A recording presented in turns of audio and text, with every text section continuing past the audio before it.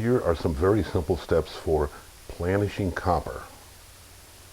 This is simple planishing using simple tools, and I'll be planishing a small copper bowl. I roughed out this copper bowl using the same techniques that are shown in the Forming Copper DVD, using the mallets that I showed how to make, and also the tree stump.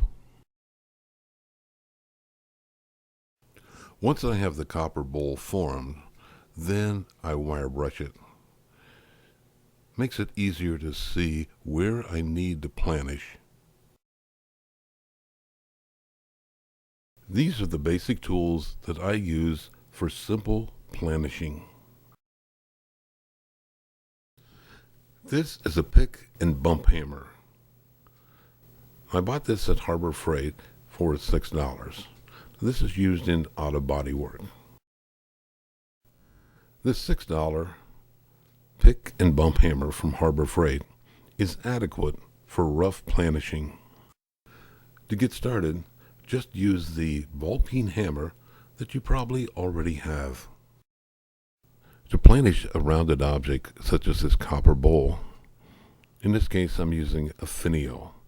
This is something that I picked up at a garage sale for probably $1. A Finial is for the post on an iron fence. It has a rounded surface, which provides a solid surface to planish against.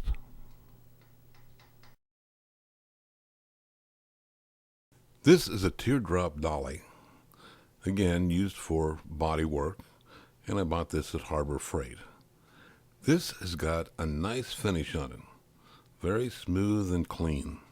So I keep it wrapped in this towel so that it doesn't get nicked, chipped, or marred.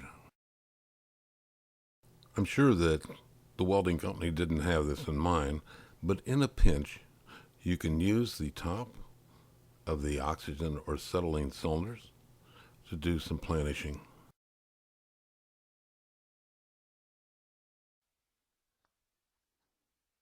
With the Finial in the vise, using the pick and bump hammer as a planishing hammer, copper in between the Finial and the hammer, smoothing out the bumps in the copper bowl.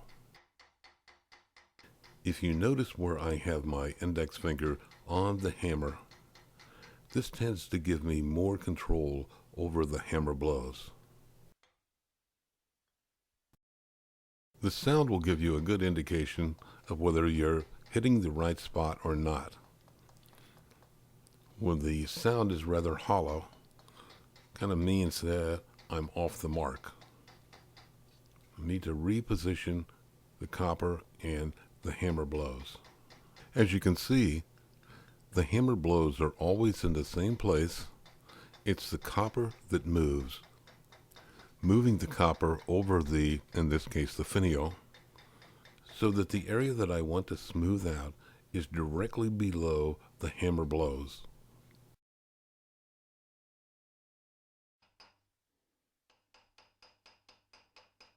Because of its shape, the Teardrop Dolly has more surface area for planishing.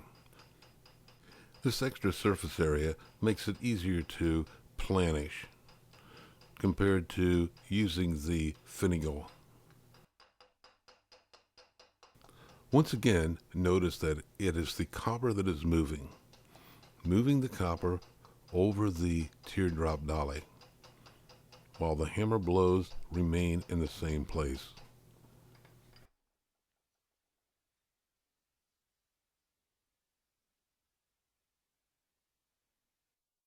There's the finished bowl. Not too shabby, not perfect, but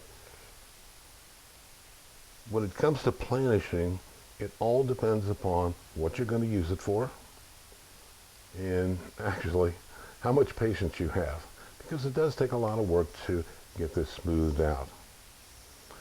For some things, like let's say the bowl for one of the cups for a fountain, then I wouldn't do that much. I wouldn't planish it that fine.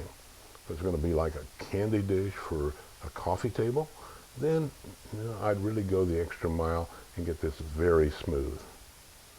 So again, what you're going to use it for, and also how much patience you have. So those are some very simple steps to planishing.